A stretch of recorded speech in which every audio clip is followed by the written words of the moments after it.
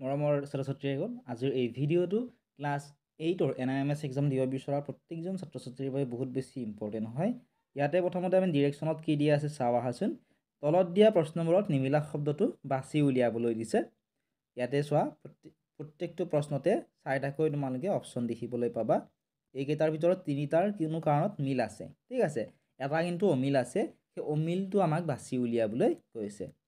গতিকে question number 48ৰ correct যিটো answer সেইটো তোমালোক কমেণ্ট কৰাচোন। মই ইয়াৰ আগৰ ভিডিঅ'টোত কুৱেশ্যন নম্বৰ 45, 46 আৰু 47 আৰু 48ৰ আনচাৰ তোমালোকক কৈ দিছোঁ। তোমালোকে আগৰ ভিডিঅ'টো চাই ল'বা। আজি আমি 49 নম্বৰ কুৱেশ্যনটোৰ পৰা চাম। 49 নম্বৰ কুৱেশ্যনটোত দিছে ড'ৰ অৰ্থাৎ দুৱাৰ, উইণ্ড'জ অৰ্থাৎ খিৰিকী, ভেণ্টিলেটৰ আৰু দিছিলে লাইট অৰ্থাৎ পোহৰ। এইকেইটাৰ ভিতৰত 3টাৰ মিল আছে, এটা অমিল আছে। সেই অমিলটো আমাক সুধিছে।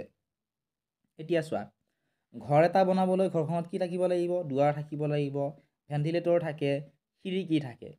কিন্তু ঘৰ বনোৱা ঘৰটো যদি আমি বনাওঁ, ঠিক আছে, ইয়াৰ লগত পোহৰ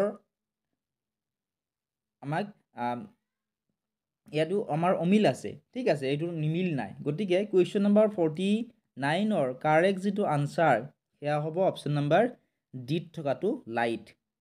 এইটো অমিল আছে বাকীকেইটাতকৈ। নেক্সট প্ৰশ্নটো চোৱা, 50 নম্বৰটো আমাক কি দিছে? ইয়াতে আমাক দিছে কপিলী, বেকী, কলং আৰু ব্ৰহ্মপুত্ৰ। এইকেইটাৰ ভিতৰত কোনটো অমিল আছে? তোমালোকে প্ৰশ্নটো চায়ে গম পাইছা। কপিলী, কলং আৰু বেকী এই 3টাৰ মিল আছে। এই 3টাৰ লগত ব্ৰহ্মপুত্ৰৰ মিল নাই। গতিকে কুৱেশ্যন নম্বৰ 50ৰ কাৰেক্ট যিটো আনচাৰ সেয়া হ'ব অপশ্যন নম্বৰ ডিটো, ব্ৰহ্মপুত্ৰ।